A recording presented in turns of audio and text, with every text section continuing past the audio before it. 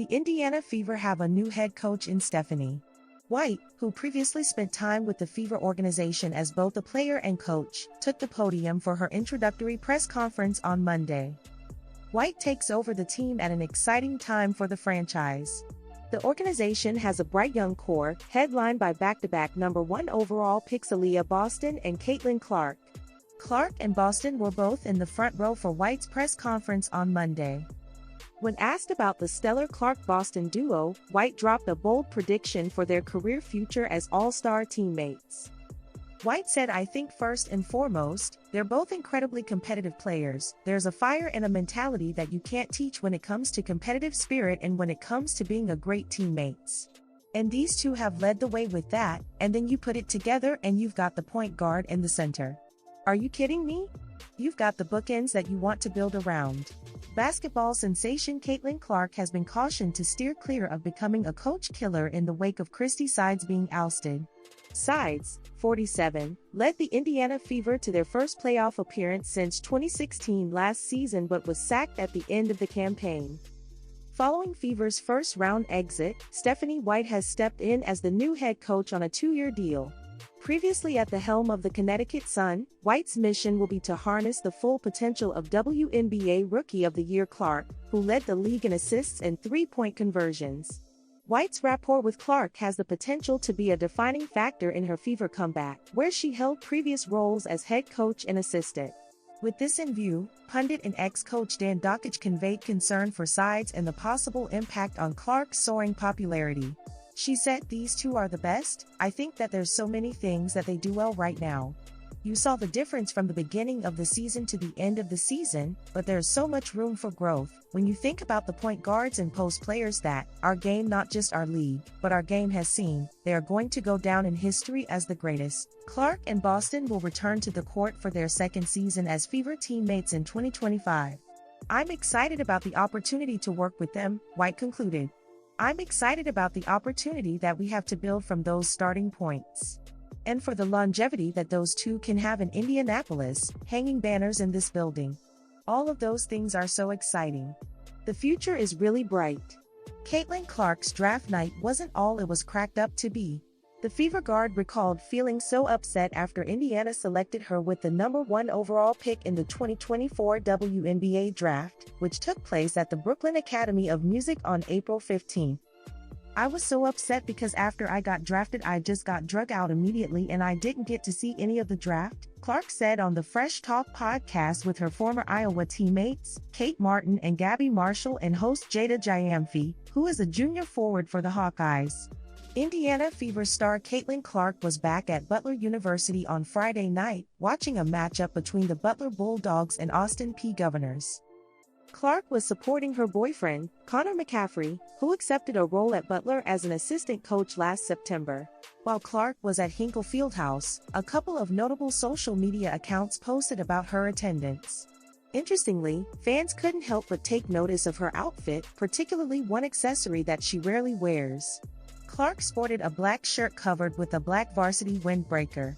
While the monochrome outfit could have already stirred buzz on its own, Clark's decision to top off her look with glasses had her fans even more excited. Caitlin Clark is currently working through the WNBA offseason after a historic rookie season with the Fever. The 22-year-old averaged 19.2 points, 5.7 rebounds, and a league-best 8.4 assists in her first year.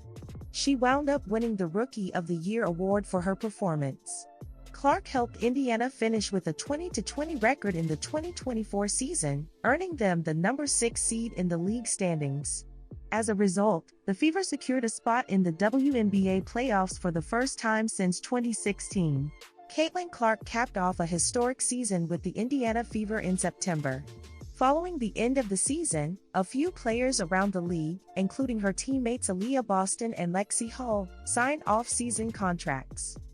Boston and Hull agreed to sign with the unrivaled league, which is headed by New York Liberty forward Breanna Stewart and Minnesota Lynx star Napheesa Collier.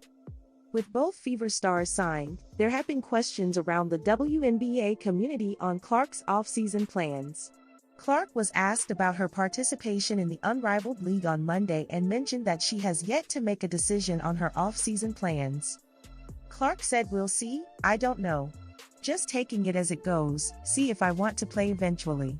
Collier, a co-founding member of the league, recently spoke about a potential contract for Clark, mentioning that she would be correctly compensated for her participation.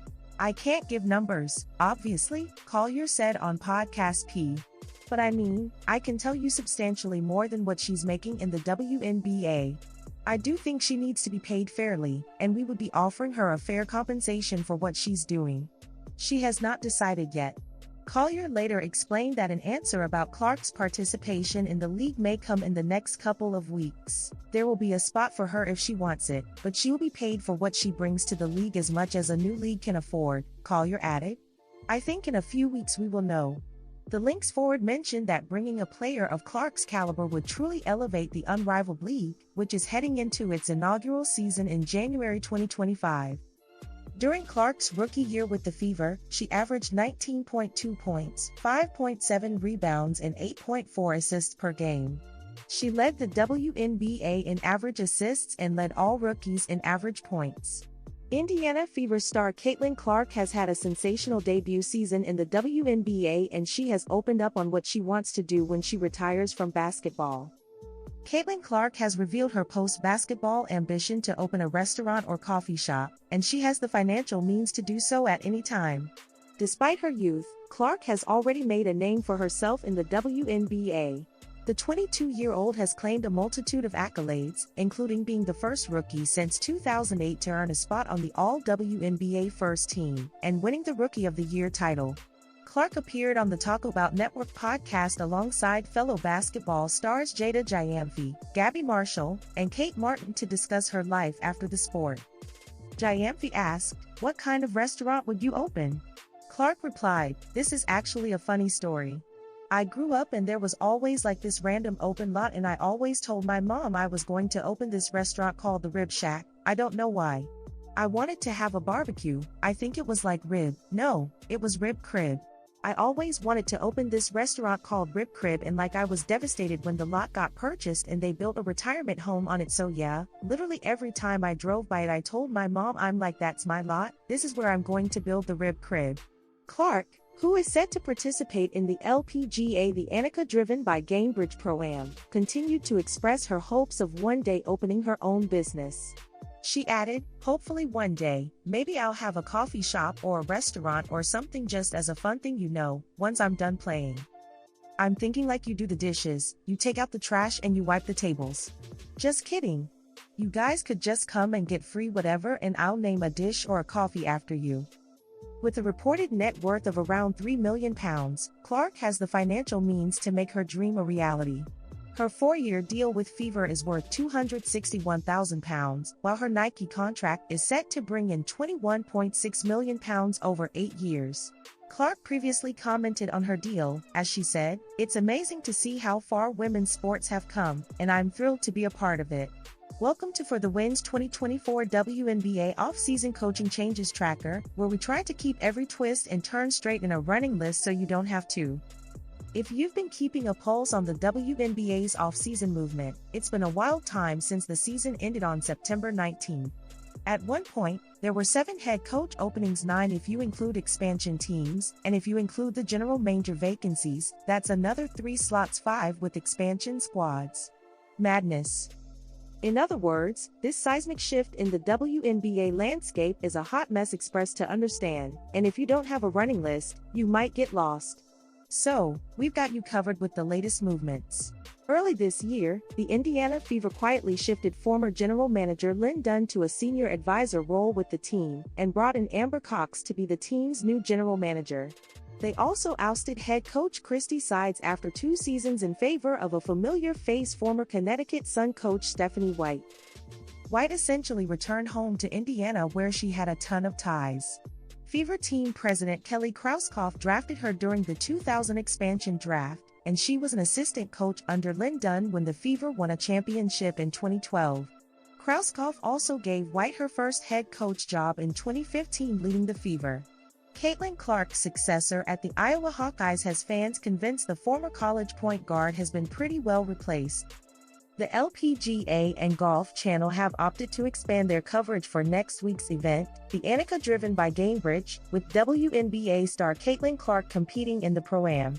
Golf Channel's Golf Today is set to begin 90 minutes early on the Wednesday of tournament week, and the show will be making live drop-ins to the Pro-Am event, with interest in Clark clear.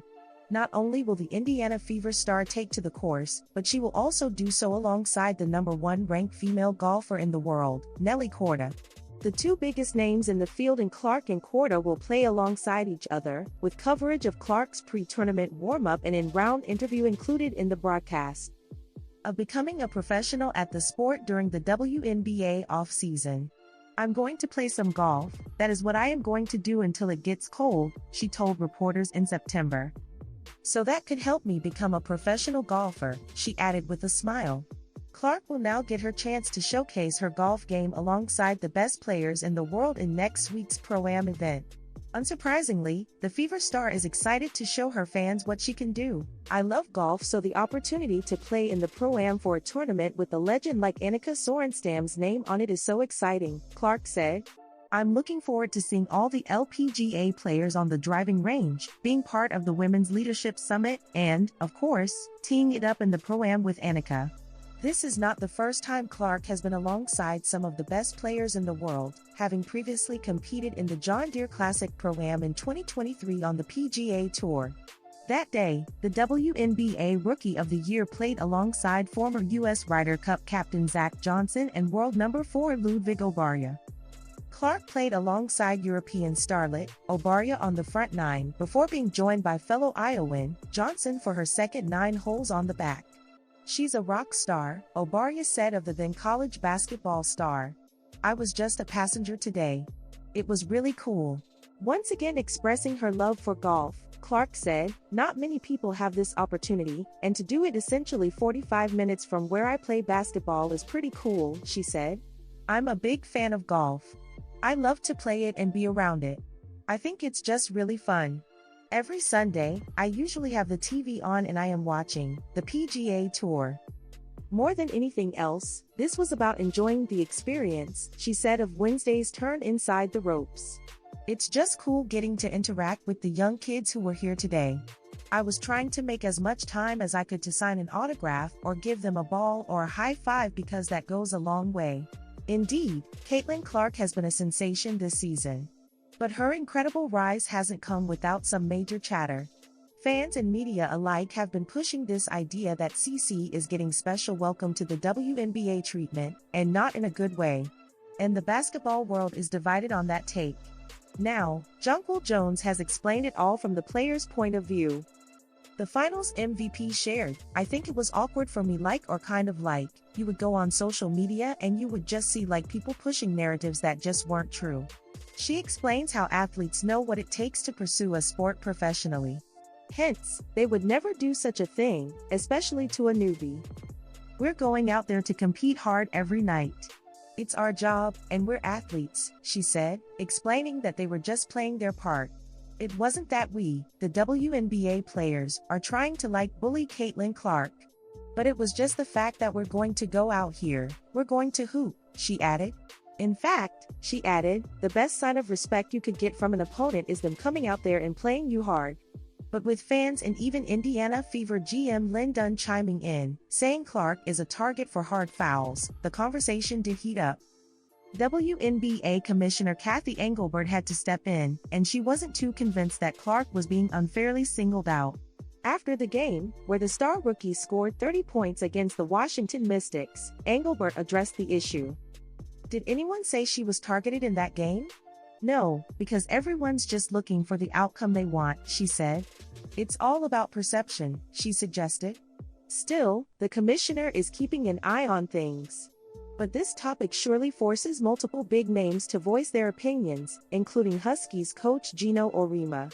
Gino Auriemma did not buy the just regular physicality angle. He believes the Fever star is facing a level of aggression beyond typical rookie treatment. He pointed to the incident where Clark got shoulder-checked by Trinity Carter of the Chicago Sky, calling it junior high stuff. According to him, this targeting is something he's never seen, not even with the NBA's biggest stars back in the day. Appreciate the fact that now's the time for the WNBA. I get it. It's long overdue. Why are you blaming that kid? It's not her fault because you would trade places with her in a minute, he said. While the Huskies coach wasn't alone, not everyone agreed that Clark was getting rougher treatment than other rookies. Former WNBA star and analyst Rebecca Lobo backed this up, saying that CC was getting serious defensive attention, but nothing excessive aside from the Carter hit. She pointed out, "Are veterans being physical with her? They are. But I have not seen anything excessive or anything dirty." Meanwhile, Fever took extra measures to protect her, with Coach Christy Side sending in plays where she thinks her athlete deserved more calls to the league office. Breanna Stewart, who's faced Clark multiple times this season, emphasized that physical play is the WNBA's norm. "Nobody's going to give you anything easy," she said. All in all, the talk around Clark's targeting might just be proof that she's already made a huge impact, and as Jones said, athletes respect her game. Flaughty Johnson has officially launched her junior season with the LSU Tigers, quickly making her mark as a key player. In the season opener against Eastern Kentucky, she scored a career-high 25 points, showcasing why she's poised to be a major contributor to LSU's success. Amidst this speculation around her WNBA future has also intensified, many linking her to the Indiana Fever, especially with her eligibility for the 2025 draft. Now, Johnson herself revealed something that could make the Fever an even more appealing option for her, and vice versa.